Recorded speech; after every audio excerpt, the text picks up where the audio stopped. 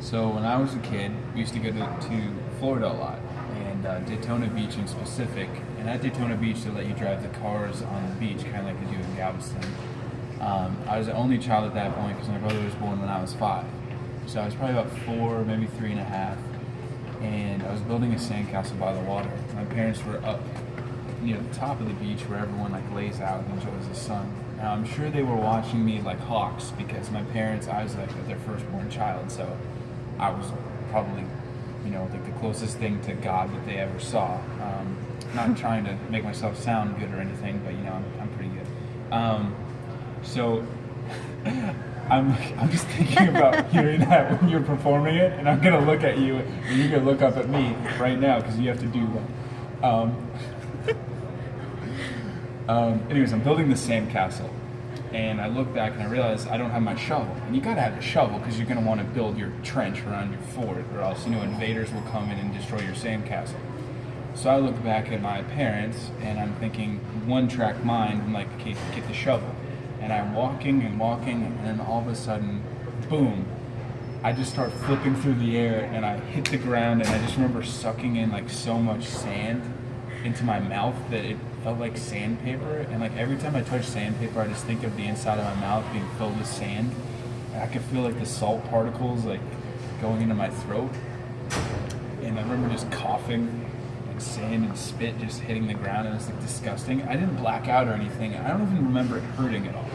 I just remember not being able to breathe, like that, and just sucking in more sand, and like realizing that every time I breathed in, I was just screwing myself over. So I just started crying because I guess that's the first reaction when you get hit by a car. Even though I didn't realize I got hit by a car at that point, I didn't know what happened. I just remember sailing through the air and like flipping. And my dad ran over, and I remember him yelling. And later he's told me that it was like some teenage guys that were on the beach like checking out girls in bikinis in like a convertible, and that's the reason they hit me. And I'm just trying to imagine the fear in a person my age or younger having just hit a child on a beach while checking out girls, like what that would do to you psychologically. Like you might think you just killed a kid.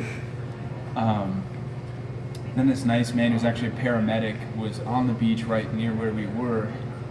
He came over, he helped me, breathe, get some of the sand out of my mouth. The ambulance came. It took 30 minutes for the ambulance to come. So we were like, okay, it's faster to drive. So the guy drove us, I guess. Like I was young, so I don't really remember. It's kind of part of being filled in by my family. We get to the hospital, and the guy disappeared. The guy just dropped us off at the hospital. Never said, we said thank you, all this stuff, can we buy you dinner or whatever.